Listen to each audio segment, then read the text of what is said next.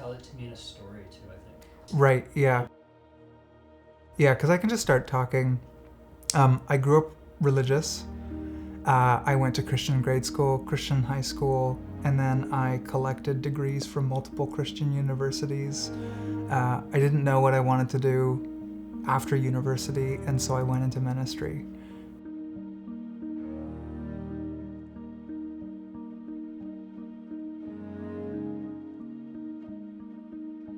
Growing up, especially when you're like a white male, or at least, you thought you were a boy, you kind of have the world as your oyster. And if you are able to strum a guitar and stand on a stage and say something compelling, like the amount of people who will speak into your life and pour into you and work on developing your skills is like insane. I was first given the chance to be on stage when I was 12 years old because I could strum a guitar. And that was like the thing in life that was validated and affirmed more than anything else in my childhood, was like people liked when I performed. And I also moved around a lot as a kid. And so I learned that the gifts and talents that I was developing were ways that I could win acceptance with people. My dad is a pastor. I have other family members who are pastors. Ministry was something that like my family lived and breathed growing up, and so it made sense for me to continue on in this journey. I very much, I believed in the things that I was preaching. Hanging next to my tattoo station now, I have the cross of San Damiano, which is the icon that represents the cross that St. Francis of Assisi saw while on a journey on the road to Assisi. And he stopped off at a church, and as he was looking at this image that was hanging on the wall of the church, it's a cross that depicts Jesus and the disciples. And as he was looking at this image, he heard the voice of God say, "I want you to rebuild my church." That really was the heartbeat of my ministry, was like, I grew up seeing the underbelly of things, seeing the behind the scenes, and I had this part of me that was like, I see where there are shortcomings, and I think we can do better. I think we can work to make something that's more Christ-like, that's more love-centered. I went to every conference that I could. I read every piece of Christian literature that I could. Even in my household, we only consumed Christian media. Like, I was the super Christian. And every time I encountered something in life, I felt like I would go back to, I just have to pray harder. I just have to worship harder. I just have to trust God more. And my faith was real. My faith was real to the extent that all of the choices I made for the first 30 years of my life were like, how can I make this, how can I be even more intense with how I treat my faith? I read and studied, and I went to university, and I became a pastor, which in the church is that's the holiest thing you can do, right? I was literally a professional Christian, in the hopes that what I was experiencing in life could be a few steps closer to the type of love and goodness that the Bible does reveal in Jesus.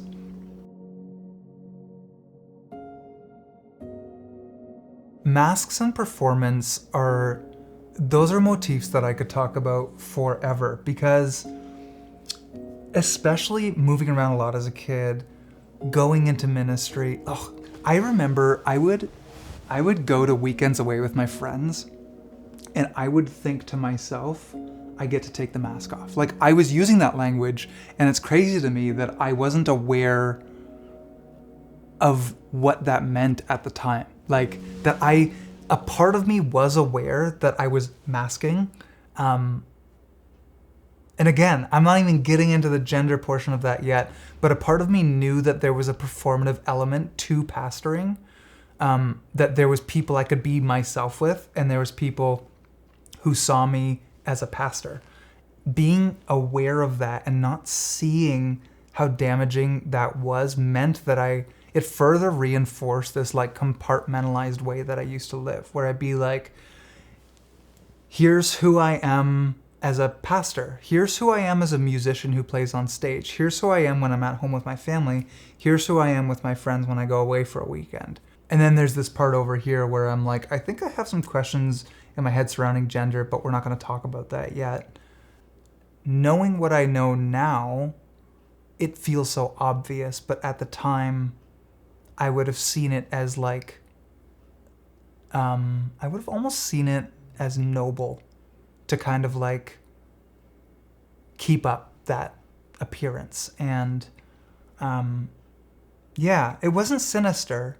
It wasn't sinister. I always felt like I was doing my best to bring my whole self into every interaction. But what I was doing before was I was taking my idealized version of myself and I was trying to drag that into every interaction, every relationship, which was like the pastor on stage who was like holy and didn't make mistakes and always had the answers. And I was like, that's what I'm striving for, so that's what I'm bringing. And now it's the opposite. Now I'm like, if I'm doing anything, even like sitting here, part of me is like allergic to what feels performative, and I'm like, this feels kind of performative right now. And so part of me is like, don't do that thing again. And it's like, I have to actively think about bringing the unfiltered part of me in appropriate ways to the interactions that I have on a daily basis now. If you go back, I can show you journal entries where I almost don't even recognize that person, because all of the language feels so performative now, where I'm like, oh, I was dealing with anxiety or feelings of insecurity, and my answer to those emotions would have been like, well, you just have to pray more. I didn't have this sense like that I was queer or trans back then. It feels obvious now. I can reinterpret a lot of what I went through.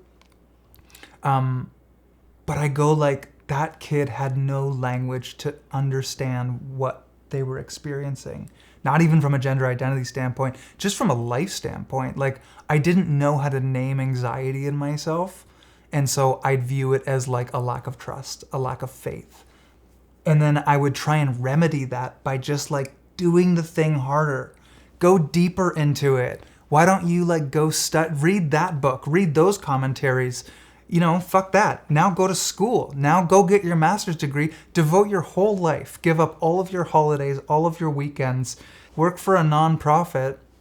And at the end of the day, like, still feel unfulfilled. Like, it's not actually identifying the root of any problem that I was ever facing, which was things like insecurity, things like anxiety, things like gender dysphoria, things like depression. And I had no language for any of it because I was so wrapped up in trying to do things correctly, trying to make the moral choice. Because in my mind, there was this inherent sense of like right and wrong. And the world was something to be protected from. Like, it was very much us and them was always language that was familiar to me. And now being on the outside of that, it feels crazy to think about, but so much fear would have governed the way that I used to see the world, things that were allowed, things that were permissible, and things that weren't allowed. Yeah.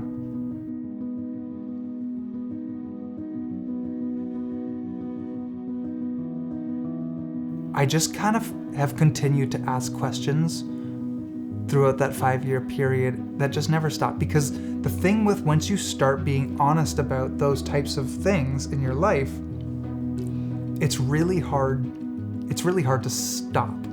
So like once I started saying, well, is the performance side of me, is that actually genuine, or is that is that a piece of me that's just wanting to be seen and validated by other people? Once I started doing that, it kind of led to other questions around other values that I had in life, which kind of led me to be like, as I went through COVID as a worship pastor and had to learn how to become a content creator, an audio engineer, a videographer, a video editor, like I had to do all of these things. My life didn't slow down when COVID hit. My life like doubled in workload and just kind of kept going from there, which was just a recipe for burnout, combined with the evangelical structure of ministry before everything else. Like, it was a recipe for burnout waiting to happen. And in some ways, I'm thankful for that burnout because it allowed me space to continue to ask questions about who I am and what I wanted and valued out of life.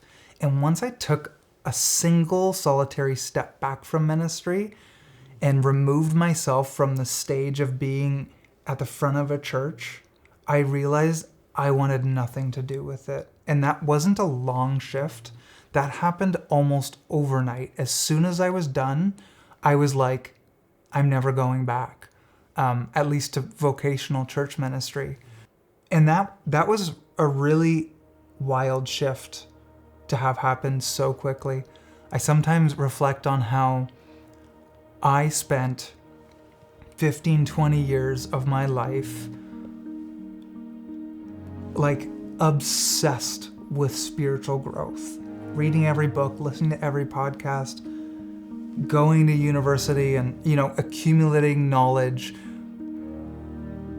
whatever like Bible reading plan, like I'd done them all. I tried to do literally everything right. And then when I stepped back from ministry and just like allowed myself the possibility and the potential of growing outside of the religious Christian framework, I experienced more spiritual growth in those 2 months than I did in the 15 years combined. And I really had to work through reconciling with that. I had to grieve a lot because the amount that I felt like I had given up in my entire life prior, like I was like, what was it for, Because I was like, if 18-year-old me hadn't felt so pressured to be validated by everyone else, like maybe I never would have ended up on stages and I could have just been me and honest about what I actually wanted out of life.